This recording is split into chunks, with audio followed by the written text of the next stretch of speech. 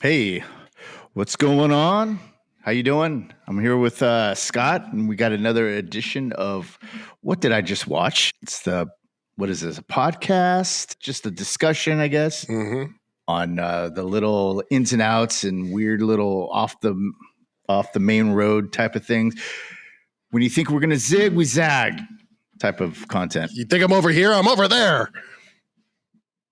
And as always, Scott Taylor is my partner in crime in this endeavor. And in this episode, we're going to be talking about the 80s sitcom and the very special episodes of the 80s sitcom, which was almost a genre within in and of itself. And it was the height of the sitcom, right? And so take away, Scott. What is this that really kind of captured your attention about this subject? Yeah, so the reason this is a What Did I Just Watch is just the shock value looking back at it. Yeah. I think in the moment when these episodes were on the air, they were a little shocking because it was about topics that were a little uncomfortable and wasn't in line with the normal filmed in front of a studio audience type of sitcom. But then looking back on it now, it's even more like that's rough, the way they just talk about that stuff. And then what they were saying about it, you've got AIDS, you've got drugs, you've got all sorts of things with these TV shows that just were usually lighthearted. And then all of a sudden, bam, it hits you with a very special episode that would just be publicized as such. Well, and you'd build up to it and you'd be like, oh, this week's episode, someone's getting AIDS. And you're like, what? Crazy. And I think what add to what made it so jarring was the bumpers, the pickups, the ads where you would have like, this week on Family Ties, Alex must, and then on a very special episode of Cheers or whatever it was, and it was, we got to watch.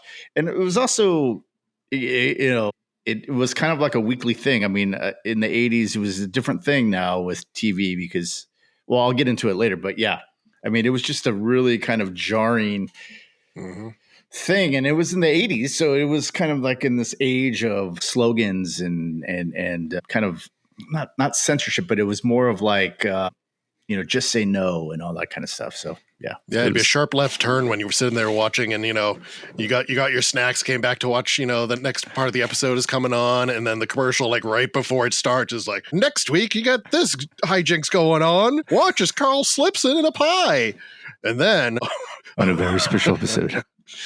Yeah, it'd just be a left turn, and it would happen mostly during sweeps weeks, right? Yeah, like we don't have that really anymore. It's sweeps weeks were just like, these are the really important weeks. And I don't know why they were important weeks. And it was just marketing. And it's like, these are the weeks that I think the advertisers would look at for the next season to see like, what do they want? What are they pulling in for viewership? Yeah. And they wanted to get all the viewership into their shows. Yeah, and I forget to look that up because I did remember Sweeps Week, but I didn't look into what time, because it happened like twice a season, right? It was like, because the season would start in September and go to like May, like a school year basically, and you had like sweep weeks in like the fall. And then you had it like in the spring. I think if I'm remembering it correctly, I'm not sure on that. The dates I'm seeing on my list here, there's a lot of like January, February stuff. Okay. And then there's like November, October type of dates. So it was kind of this age. And, I would say too that the sitcom is not what now it's totally different now. Now you have 500 channels and back then you had 3 channels. You had 3 kind of networks, major network. I mean, you still do, but that was all that there was. So there wasn't any kind of like, well, let's turn it to CNN or whatever, Nickelodeon or something and watch what's on there. You just didn't have that option. So, and it was more family centered. So you could schedule I remember, Thursday, okay, it's Family Ties, it's Cheers, it's this, it's that. So you would kind of have these moments but these days where you would kind of schedule your kind of not after school, but like the evening activities around the TV. And it was always there, and it was always every week. And so, yeah, it's such a different time. And these were important too, because, as much as we say the current generation is raised by like their iPads. Yeah. Gen X, we were raised by television. Yeah. And so this is how we learned a lot of these subject matters. Yeah. This was the television teaching us. Our parents didn't necessarily teach us this stuff. This was us learning, oh no, you can't get AIDS from swinging on the same swing set, you know? Right. Yeah. So this was really important back then. It was like a half hour or hour long PSA. Yeah. And sometimes they would cut it up into like, all right, part 1 and part 2, and part 2 was next week.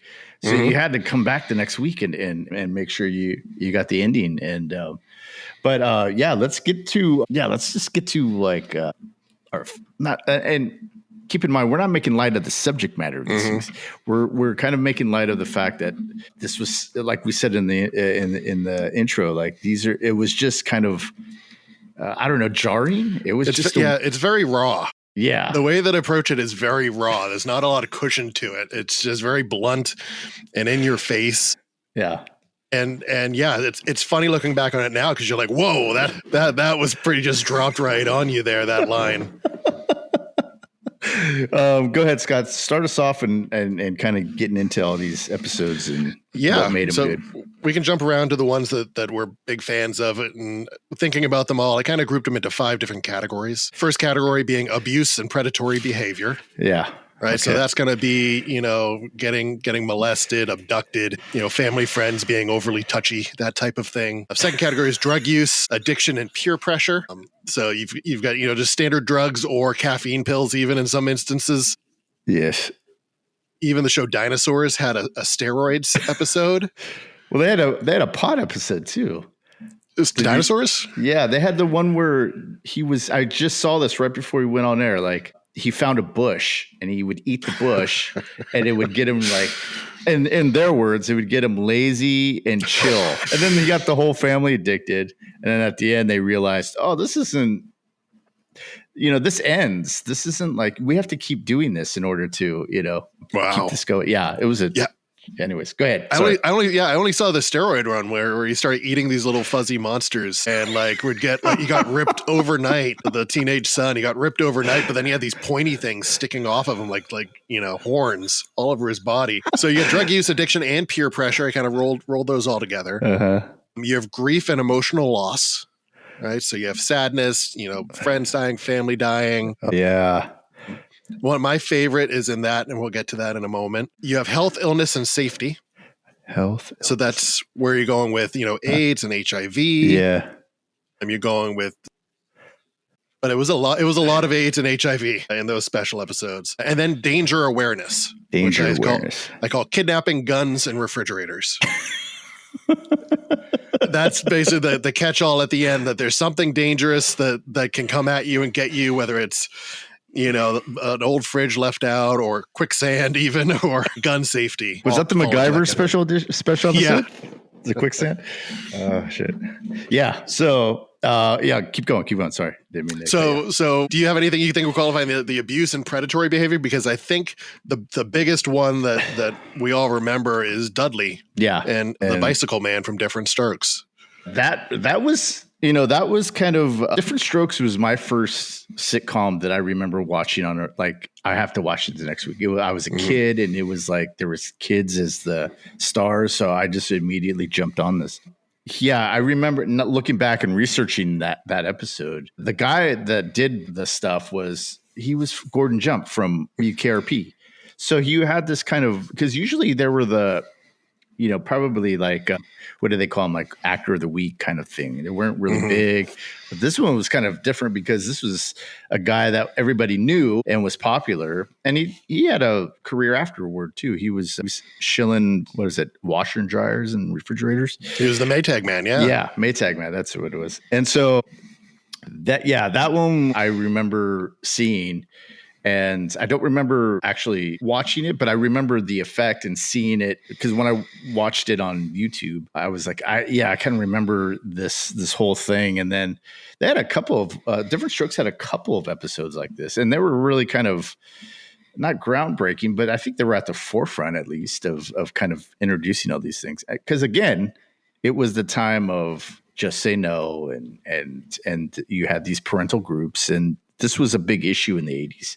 So it was a good audience to do it because you had the whole family pretty much watching it all the time. Yep. Yeah. Yeah, that episode, going back to it, there's a lot of just like you can tell even with the laugh track, it's just a lot of uncomfortableness. Yeah, and Just with how upblazing it is. did they have now? I can't remember because usually when they would record it in front of a live studio audience, they would tell you. Did Diff'rent Strokes record it in a live in front of? Because if not, this was a laugh track, and sometimes I think they use it a little inappropriately because yeah, it was. Yeah, I don't know if it was live or if they just laid that in later in these episodes. Yeah. So yeah, that I remember that one. Let's see. There was then there was we go into Webster too.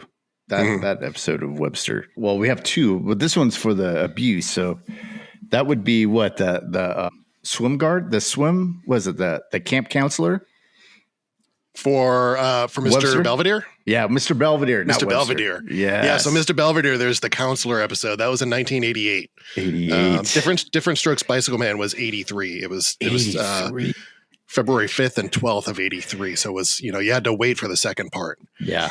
And then, so Mr. Belvedere, you had the counselor, which was May of 88. And that's when Wesley, he's inappropriately touched by a summer camp counselor. Yeah. And then you can find that bumper. I sent it to you on YouTube of it's like, oh, the hijinks happens. Then it's like, and then on a very special Mr. Belvedere, no, don't go with him. Why not, Wesley? Because he did it to me too. It's just brutal. And that one, they actually, at the end, you would always see Mr. Belvedere writing in his journal and there'd be a voiceover. And at the end of that one, it was him and Wesley and they were talking to the camera. Oh, that's right. Yeah. And it's like, hey, like normally you'd see me writing, but here we want to tell you like, hey, if this happens to you, tell an adult, call a phone number. That was another touch that they added because in the Dudley one, Conrad Bain, who was the father in the show, addresses, I think the audience before the episode, if I'm correct. Yeah. If I remember correctly. Yeah. So that was another big kind of thing about these is that they kind of broke the fourth wall. They do it in Growing Pains. They do it in a lot of other sitcoms where at the end they would just kind of be like, hey, you know what? So yeah, that was another little characteristic of these episodes. And so it's tough because some of these are just episodes that were just in the normal, stream of a season and they weren't, maybe billed as a very special episode. It's tough to see which ones were actually billed as special episodes versus just, it feels like it was a special episode topic. Right. You had Family Ties. Family Ties, there was a Mallory one where she was made uncomfortable by a family friend. Yeah, by an uncle during a telethon. I kind of watched some highlights from it. And yeah, he makes a pass at the beginning. And then the episode is her trying to tell her parents. And I think she tells Alex. But, she tells it. And then at the end, he does it again. And then he ends up telling her mom, and then her mom during this telethon was like, "You made a pass on her daughter," and he's just like, "We'll be right back." But that, Family Ties too was one of my favorite shows. I remember seeing it maybe in the middle of the first season, maybe the second season, and that was like, okay, I'm hooked on this one. And so they had a couple of them, and Tom Hanks was a big guest star in this. He was in Family Ties as Uncle Ted or Uncle Ned. Yeah, Uncle Ned, and he had some issues too. So Family Ties was a big one. Yeah, that takes us right into drug use, addiction, and peer pressure because that was a big episode. He smacks Michael J. Fox, and he gets drunk and he starts playing his clarinet at a job interview. Yeah. For the TV station, right? Was that it? Yeah. That was crazy, man. He downs a whole bottle of vanilla extract. Like then you're just teaching kids what you can use at that point. It was like, that'd be like going, hey kids, go grab your air duster cans. That was, and the stunt that Michael J. Fox had to do, that was pretty impressive. I mean, do you think that was a stunt man? There was no time to cut. And then. Nah, it probably was him back then. Dude, that was impressive. Like just throwing yourself onto the couch and falling on the floor. It was just, that was a good one. Yeah. That one was drug use and peer pressure, right? Which another one was Silver Spoons, but we'll get to that. Keep going. So we talked a little bit earlier about the dinosaurs and you brought up the pot one and there's the steroid one. November of 90, you had Jesse's song in Saved by the Bell. which was her classic. She gets hooked on caffeine pills to try to do everything. Yeah. And she gets them knocked out of her hand. She's like, I'm so excited. I'm so excited. I'm so scared. I saw that in the when I was doing the deep dive for this. I saw that, but I'd never watched. I wasn't a big Saved by the Bell watcher. I did see a couple, but it wasn't. It was always Saturday mornings at like 11. It would be on, and so by that time I'm done. I'm out. So I didn't watch a lot of that, but yeah, I never saw that. So what happens in it? Because the deep dive that I got was that there was a lot of things happening in this episode. She was really trying to get into Stanford, and she was so focused on her grades and stuff and getting her grade stuff done.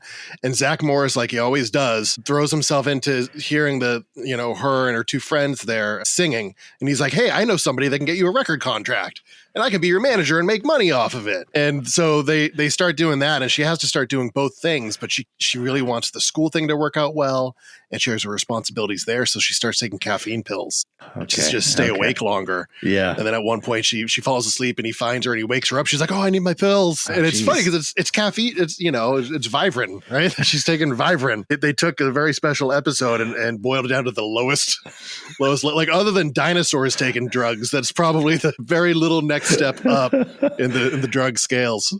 Well, that pairs along nicely with the Family Ties episode when Alex gets addicted to caffeine pills and starts to just he just doubles it, like he ramps it up. Everybody's like, what's up with Alex? And then again they have the where's my pills? And they have to hold them, and it's okay. And that was just as jarring. I think for me that was as jarring as the Dudley one from Diff'rent Strokes, because I never thought drugs in that way. I think I was probably like 8 or 9 when that episode came out, the Family Ties one, and had no idea what caffeine pills were. So I mean, like to your point, is this something that I can get over the counter? And then okay, not that I ever did that, but again, it's like planting that seed, and like, okay. Yeah, I remember getting pulled over. I was maybe 19 or 20, and the cops were like, we gotta find anything if I search your car. I was like, just Vivarin and Marlboros. That was my response. Just some caffeine pills and some Marlboros. Oh, wow. I didn't know you smoked. Okay, so drug addiction and peer pressure. There was also there was an Alf where he became addicted to cotton, and then he had withdrawal like symptoms from it. My favorite though, my jam back in the day, my wheelhouse is Punky Brewster. Oh, I watched a lot of Punky Brewster. So did I. And so did I. The drug one, it was Just Say No. It was in 1985, so right in the middle, and at the very end they show them in like real life in a Just Say No march. Oh, really? But the episode is they're in with the popular kids in her treehouse, and one of the girls comes and goes, "Hey, I got some drugs," and she just pours them out of like a cigarette container, and it looks like Willy Wonka laid out a bunch of candy. It's like I think she says something like, "I've got uppers, some weed, some nose candy." You're like, what? It's just like downers, all arounders. Come on, what do you want? It's just like chiclets, it's just all sorts of stuff. It's just, that's my favorite part of the whole episode is just you see this little candy smorgasbord just laid out as she dumps them on the floor. That was, again, so you can pair these episodes with other, I mean, because a lot of the sitcoms at the time, they it wasn't exclusive to just one, and they would also often kind of reuse the same thing. So like Growing Pains, when Mike Seaver goes to a party and him and Boner go to a party and they go to a party and all the popular kids and the girl that he likes is doing some nose candy and they're all Christy Swanson. They all go into the bathroom and he's just like, ah. And what else? Who else did that? We could probably sit here and go through them, but yeah, the drugs were a big one. Yeah. And going back to the inappropriate behavior one, and the Webster one, the guest star there, she wasn't guest star at the time, but I think her name's Allison Sweeney. Oh, yeah. She was on like Young and the Restless or one of those soap operas for a really, really long time. Now she does all the Lifetime Hallmark movies. So it's funny seeing all those kid parts back then, like all these kids playing these roles in these special episodes too. Yeah. It was kind of cool. So yeah, we did the growing pains. What else you got? We got the health and illness, right? Is that where we're at? We got grief and emotional loss first. Oh, okay. All right. So grief. So that brings you to family ties in your wheelhouse. My name is Alex. Alex, 1987. 2 parts aired same day, back to back. The second episode was commercial free. Yes. Right. And it's all about the death of his best friend. Yeah, and it was staged. That was a great episode too, because that was staged like a play. The second half was staged like a play. So you had kind of like a stage, a darkened stage, and you had, he'd be walking around at different points in his life, and you would have the thing where they would just be standing still, and he would walk in, and then they would start the scene, and then he would walk out, and that was a good one, man. When I was doing the research, I was like, I gotta watch this one again, because I remember remembering at the time that was. Oh man, and I think he won an Emmy for it, or a Golden Globe, or whatever I think Emmys are the sitcom ones, but yeah, I think he got an Emmy for that one. So it was a good one. Yeah, it was a good one. It dove into him, not just his friend dying, but he was supposed to be like with the friend. He was like, "Hey, I'm not going to go on that chore with you or whatever." Yeah. So he was like, "I should have been in there. Like I'm survivor's guilt, and also loss." And yeah, it was just kind of, he hit it out of the park with that one. I think that one kind of solidified the reason why I love that sitcom so much. What about yours? Do you have one that's like that? It hit you like that? Yeah. So this is my top one, I think, other than Dudley Getting Diddled, is Punky Brewster Accidents Happen. No. It was, and so this aired on March 9th, 1986, and it was about 6 weeks after the Challenger disaster. Oh, that's right. So it was put into production very quickly. It was thrown in there, and Punky starts off. It's career day at school. It's all the kids want to be different things. One's dressed like a ninja. One's like, I want to be. I want to be in the army, or I want to be a doctor, or whatever. And she's like, I want to be an astronaut. And she brings her dog Brandon in with her, which you're like, that dog shouldn't be in school. That's a more progressive thing. And so she's like, I want to be an astronaut. And the teacher, Mike, is like, I'll bring in my TV. And then you start picturing him lugging one of those old TVs into his classroom the next day. And we'll watch the Challenger, take off. There's a teacher there. And it doesn't show them sitting there, watch it. It shows her come home and run into Henry's arms. And she's like, it exploded. And he's like, what? He doesn't believe her. That actually happened. I mean, that was happened probably. I remember watching it too in my class, and I made some really, really stupid joke during that. I remember all my friends were like, "Oh, too soon," but it was kind of traumatizing because everybody in this. I remember the teacher going, "Okay, hold on. Oh, it looks like they had some problems," and then she left the classroom for a bit, and like. We were just sitting there like, what happened? Then she came back in and she explained what happened. And it was kind of brutal because, at that time you just did. I was into space too. I had all the Star Wars books and space books and all this. And so it was, it hit me pretty hard, that one. Yeah, not everybody gets diddled. Not everybody has an uncle that drinks a thing of vanilla extract, not everybody knows someone with AIDS. That did, but that's neither here nor there.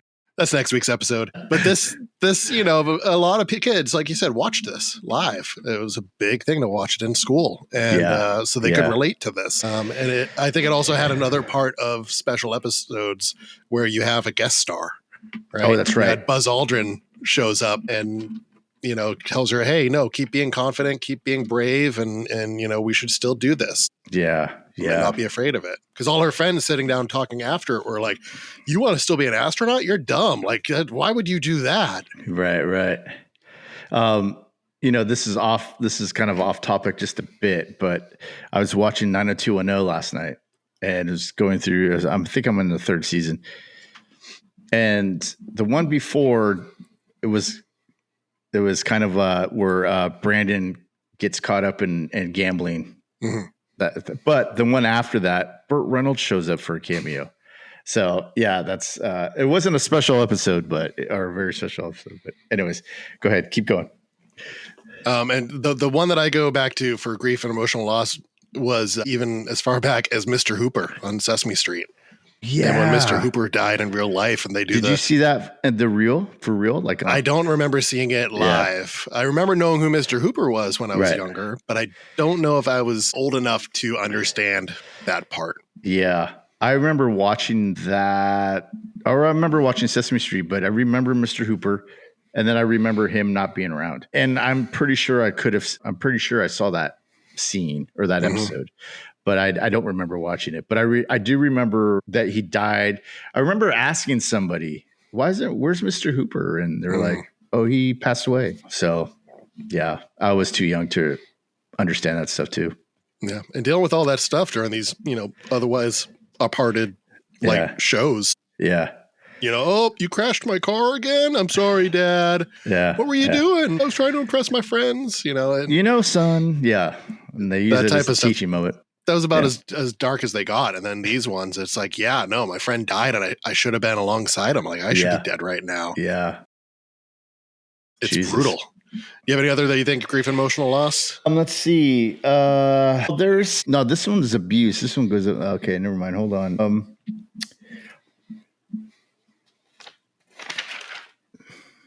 I don't have any that fit into that one. I have one that fits into the first one, which was the, what is it? The Silver Spoons episode where he befriends a kid, Punky Brewster's older brother, actually, in real life. And he was, he showed up with a black eye, I think it was. And then he shows up with a broken arm in a sling. And he's like, what's going on? Oh, I fell down. And it turns out his dad is the abusing him, beating him and stuff. And so that's the first one. So yeah, I don't have any for this one, but I do have one for the next one. Well, that's Silver Spoons. It's like the two dads kind of talk it out and get to the bottom of it. And it's like the end, he's just like, the dad goes to like therapy and the kid goes to live with his mom, I think. Yeah. For a little bit, or grandparents. And that's how they solved it. Yeah. They tie it up all neatly in 22 minutes. It was great. It fit in. So, yeah. So health, illness, and safety. What do you got? Oh, okay. Well, I'm probably going to steal your thunder on this one, but let's go for it. The first one that comes to mind is the Punky Brewster one with the trapped in the refrigerator that Henry wants to throw away. And he ends up wanting to I'm going to take off the door, but I'll do that later. It's snowing. It's starting to snow. It's like, dude, how long is it going to take you to take that door off? It's like, what, 4 screws maybe? I'll catch hypothermia. What are you talking about? Yeah. That one was brutal too, because it there's a callback on that in that episode where at the beginning they're all learning CPR and that one kid is like, I don't need to learn this. Stupid Alan. Yeah. And so he takes off and doesn't learn, or he gets thrown out of class or something, the principal. And he's one of the ones that finds Cherry with who was the dad's name again? Henry Warnemont. Yeah. And they find Cherry and she's passed out and he doesn't know how to do CPR. So then Punky and who else? Margot. Margot. Was it her friend Margot? Was. Yeah. And they ended up saving her life. And that was a scary one for me. I remember seeing that one too. And I remember that there's so many things in the 80s that it was around that refrigerator, because I think Back to the Future in the original story, Back to the Future, the time traveling thing was supposed to be a refrigerator. And then they were like, okay, yeah, we don't want kids climbing in refrigerators. And then Indiana Jones, fast forward to Kingdom of the Crystal Skull, he gets in the refrigerator and there's a big hoopla about that. I don't really care either way about that one. But so, yeah, I mean, refrigerators, it's a dangerous thing, So, yeah, one thing I knew as a kid is not to climb into a refrigerator. Yeah, watch out for those Maytags, man. Yeah. Or the Maytag repairman, too, apparently. Catch you from both angles. Either going to suffocate you or they're going to suffocate you. Shit. All right, cool. All right, so you got any more for the health and illness safety issues? Yeah, it's a boatload of AIDS, my friend. It's my goodness. The Golden Girls had an AIDS episode, like Rose awaiting results of an HIV test. That was in 1990. There was Hogan Family, 1990. Oh, that one. That was David's brutal. diagnosed, yeah. And then, like we said earlier, Mr. Belvedere, Wesley's friend. 1986. Just the bumper, just everything about it. Kid comes home. He's like, oh, my friend's not going to be at school for a while. I was like, why? He's like, oh, he got caught with AIDS. It just walks off, and the parents and Mr. Belvedere just stand there looking at each other like solemnly. Before we dive into that, you forget the Walker, Texas Ranger one, right? Yes. Yeah. Walker, Texas Ranger. Walker says, I have AIDS. Just out of the blue, Haley Joel Osment, right? Like just, ooh.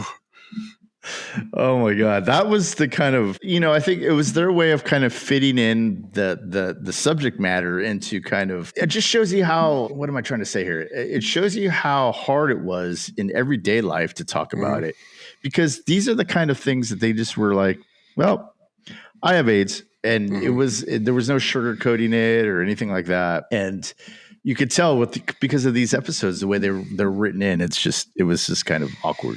Yeah, even in the Mr. Belvedere episode, it's the kid comes over and they're like, "How you doing, champ?" He's like, "Well, other than having AIDS, I'm okay." And he really meant like a comedian. Yeah, he's like doing a bit. He was being funny about it, but he was like, other than that, I'm fine. Like I'm okay. Yeah. Like don't worry about me. Yeah. It was. I think you just had to approach it that way, because I think nobody knew how to talk about it. And there was a movie that came out, and I think in 89 or 90, 91, somewhere in that. It's called And the Band Plays On, which was about the AIDS epidemic coming out in the early 80s and during the early 80s, and how people were catching it, and how people identified that specific kind of virus with people that had it and all that kind of stuff. So I think the 80s were a ripe time to talk about that stuff. And that was luckily like Mr. Belvedere, you had to kind of approach it with comedy, because that's how, in trying to get into the households, that's probably how you had to do it. So, yeah. And that's how people would get facts about it. You'd be like, all the stuff they said on there, like, I heard you can get it from sharing an ice cream cone, or I heard you from a swing set. It's like, that's where you would learn, like, no, that's not how any of this works. Right. And that's, I think, probably still people that think all that stuff too. But, it was a good way to kind of get the message out in these kind of things. In these episodes. And aside from AIDS, there was also so Facts of Life had one where Natalie contemplated due to academic stress. Yeah. And that was in 84. Well, they had another one where I'm probably going to have to bleep out on this, but I'll figure it out.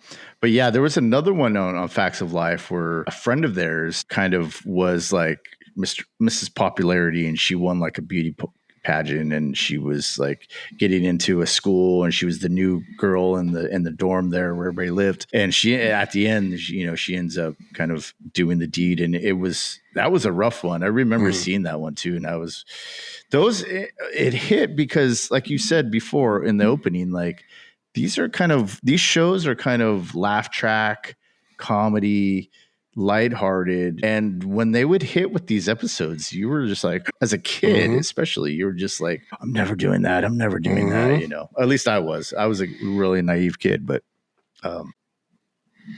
there's a lot in it that you were like, oh yeah, I know that's something serious. Even as a kid, you're like, I know this is a serious subject, and I shouldn't take it lightly. Yeah. And you learn something from it. Yeah. So the final category I got here: danger awareness. Danger. Oh, wait, was that danger? Okay, well, I mean, health, a lot of these are overlapping. So like health, illness, and safety. Like safety can be a fridge. You're okay there. Okay. But so the other ones you had there. So my pick from this list is the Webster, where he burns down his apartment. And he gets a chemistry, like they got a chemistry set in the house. That's what it was. Yeah. And they're like, you can't use this unsupervised. I mean, he's like, this is boring. And his dad is like, oh no, you can do a lot of fun stuff with that.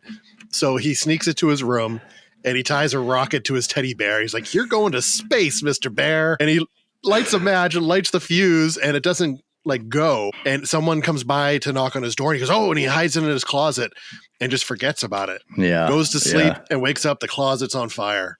Yeah. And it just burns down the whole thing. Yeah, I remember that was was that a season ender?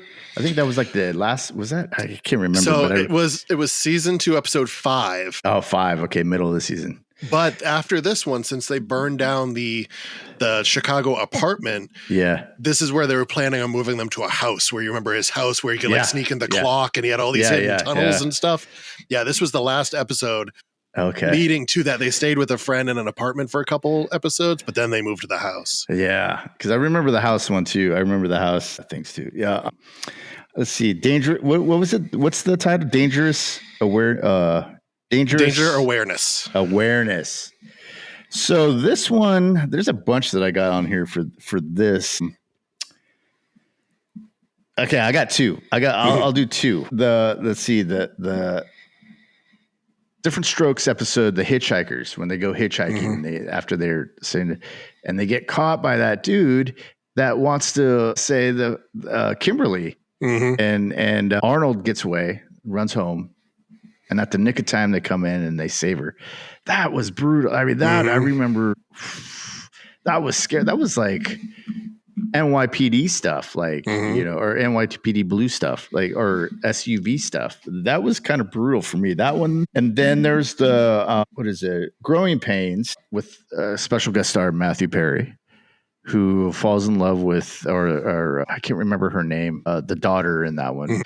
They start going out, they fall in love, or they fall into intense like. And he gets in a car accident, and she visits him at the hospital and stuff. And she comes home, and she's a blah, blah, blah, blah. And Mike Seaver, he gets the call, and he's like, "Oh, what?" And he's like, "Oh, I'm gonna go see so and so." And she's like, "You can't. He died." And they all. I mean, that was brutal for me. I remember that one. What do you got for that? What do you got for this one? Yeah. So the other one is like gun safety. Okay. Right. So there's a lot that are gun safety. There's there's Fresh Prince of Bel-Air episode, where they get mugged at the ATM. And then Carlton was like, "I'm gonna go, get revenge." And they're like, "It's not worth it. Like, revenge isn't worth it." Right. So there's that one. There was a Family Matters that was similar, where Laura's nearly shot. And then there was a Silver Spoons where Ricky brings a gun to school after being threatened. Oh, wow. It was The Trouble with Harry. One. Yeah, it was in 1986. Oh, wow. What's a gun? I mean, I don't know if this is not a sitcom, but yeah, I know 210 in season 2. Was that Scott? Yeah, and he accidentally, I think he's playing with the gun. Or he spins. He's like, "Look what I can do," and he spins it around on his finger. Yeah, and so gun issues too. It's to this day, it's still an issue. But the 80s sitcoms were really kind of laying it on thick on this one, because you can go to any sitcom, and there was. Did you say the one Family Matters? Yeah, you did, right? Yep. Yeah, that was 95. So, I mean, I feel like the gun stuff started coming up. There was some of it interspliced in the 80s stuff, but I feel like a lot of it was hitting in the 90s. Yeah. Yeah. And, and there were other things in the 90s too. Like, I didn't list anything here from Full House. There were some Full House episodes about, kind of anemia and weight loss and eating disorders. Eating disorders. There were a lot of stuff involved there. But I feel like at that point, it wasn't really a very special episode. It was just part of the storyline. Right. I think that's what kind of this 80s thing. I mean, and I wanted to ask you too, really quick, about the state of the sitcom now, because like I said, back in the 80s, you had 3 major networks. I mean, you had 4 if you're counting the late 80s, because Fox comes in 86, I believe. And you have all these sitcoms and shows that the family kind of rallies around the TV, like in the old times when TV was invented. And now you don't have the sitcom. I don't know if the sitcom is like what it was, Your thoughts? Yeah, there's very few new ones that I would go, hey, I should go watch that. Yeah. It would be really tough for me to hop in there. And I love myself a good 30-minute episode. Yeah. Right? It's great. Yeah. You're watching, eating dinner, sitting on the couch, like you could throw it on. It's not a big commitment. They're great. But I don't see a lot of new ones that catch my eye. And it's a lot of going back to older completed series. Yeah. Like I know my daughter's a teenager, and she's watched American Housewife, I think it is, with Diedrich Bader. She loves that one. And she's gone through Modern Family a bunch of times. Okay. And she'll just rewatch those, I want to say older, and they're not even that old. Yeah. Well, I think for me, there's sitcoms that have been on for 6 or 7 seasons, and I have never heard of them. There was this one, I think a couple of years ago, there was this one called Mother with Allison Janney. Yeah. And I thought, I saw the ad, and I'm like, oh, it's a new show. She's going to TV. Okay. I wonder what it's about. And it was like, oh no, this is the series finale. Series finale. Yeah. And I look back, and there were 6 seasons of it. I'm like, oh, I'd never even heard of this show. And there's a lot of them like that. There's a lot with Tim Allen that I haven't seen. He's done like 2 or 3 since Home Improvement, and I've never heard of any of them. Yeah. I think the last time I've heard of anything was, or what that I paid attention to was like King of Queens and that era of TV shows. But I think that was it. Dharma and Greg, I think, was what, late 90s? I don't know. Yeah. So yeah, and I mean, remember. you have things like The Office, right? Like you have, you know, they're sitcoms, but they're kind of a separate camera type of scenario, like Modern Family is, kind of Talking Heads. Yeah. And you have like Superstore. I don't think did Superstore do Talking Heads? I don't remember if they did, but that was very, very sitcom-y.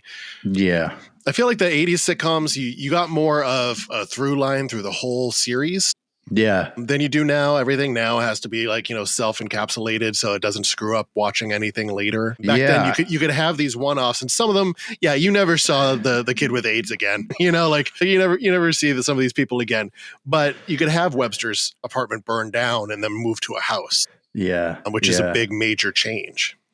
Well, and also the really good ones in the 80s were like plays. I mean, I remember watching Three's Company, and Three's Company was it was laugh. I mean, they had a lot of laughs, but there were moments when you were having a conversation. They were having a conversation. There, you know, or it was Jack, and he was coming home and taking off his jacket and walking into the kitchen and pouring his orange juice or whatever it was.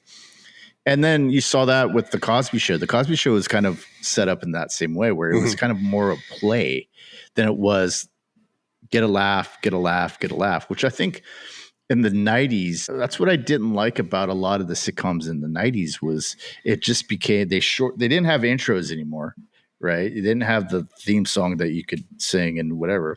So they cut that out so they can have longer episodes. And then they just had this laugh track that every line had to get a laugh.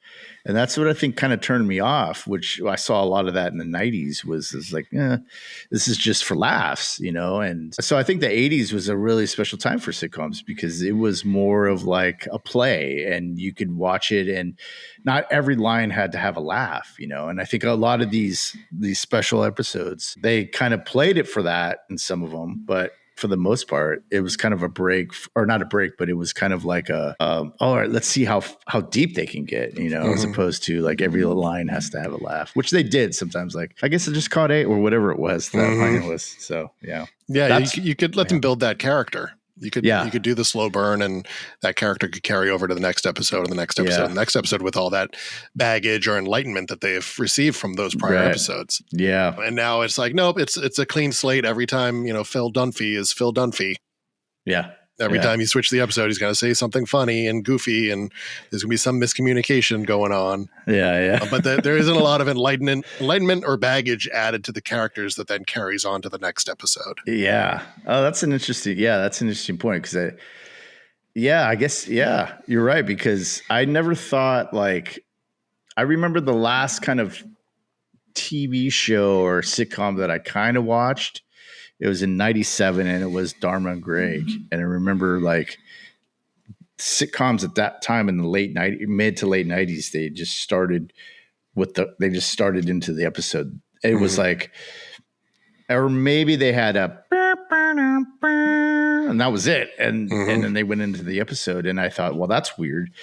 But then we got to do an episode of this. What did I just watch about the 90s? Because I think that the 90s were kind of where a lot of things kind of led to what we're seeing now, because there's a lot of Dutch angles, a lot of fast cut. It's just, that's where that shit came in. So anyways.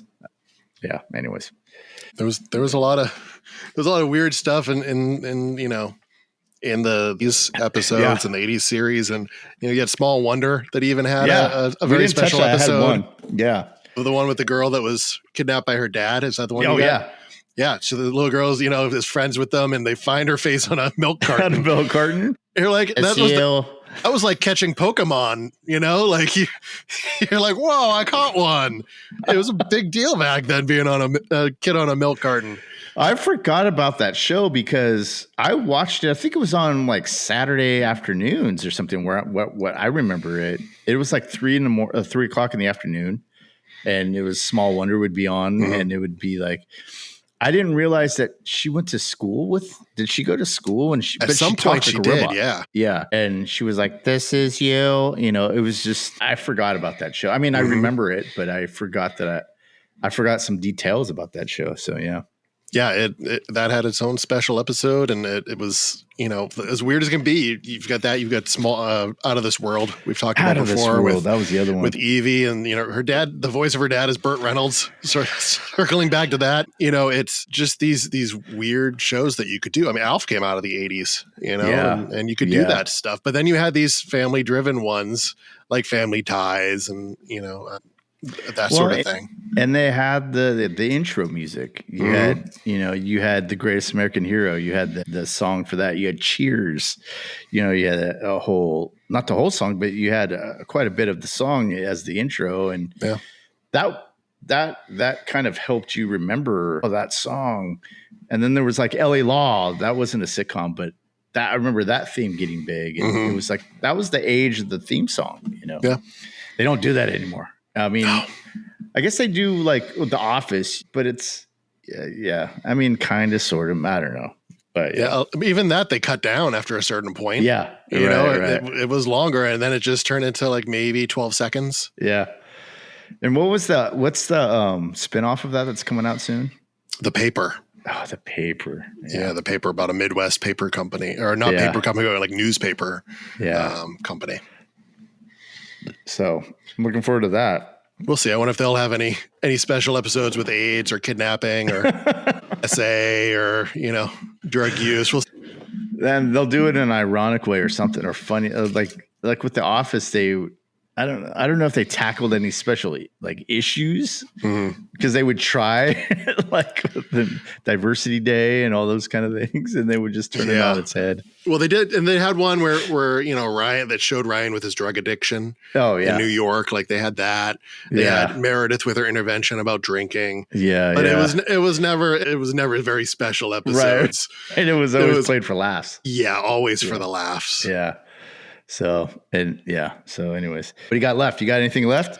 No, that's it. Okay. We've gone through all the special episode types, and you know, it was a specific time and place that they did that. And looking back on it, it's like, it was a big part of our childhood, but looking back on it still, it's like, where did that come from? Like these were just on the nose and really out of left field when it comes to how brutal and direct a lot of them were, and how earnest a lot of them were. That, you know, you could put, like you said, rewatch that Michael J. Fox. Yeah. And his portrayal in that episode is just, it's beautiful. And it is play like, even though it's like a play, you know, our town type setting. Yeah. But the whole show itself, even going back to the Tom Hanks, you know, guest starring episode, it is like a little play, and you're spot on with that. Yeah. So, I mean, I think this was the golden age of sitcoms. I mean, you could say that about probably the 50s when the sitcom actually started, but this is maybe the second golden age of the sitcom, and something you don't see anymore. And as Gen X, right? Yeah, that's what we are. That was our bread and butter, you know, 3 networks. You could plan your evening around what was on TV that night and have a good family time. So everybody that's listening, everybody that's watching, thanks for watching. Thanks for listening. And we'll see you again soon with another episode of What Did I Just Watch? Thanks. See you, Scott. Bye.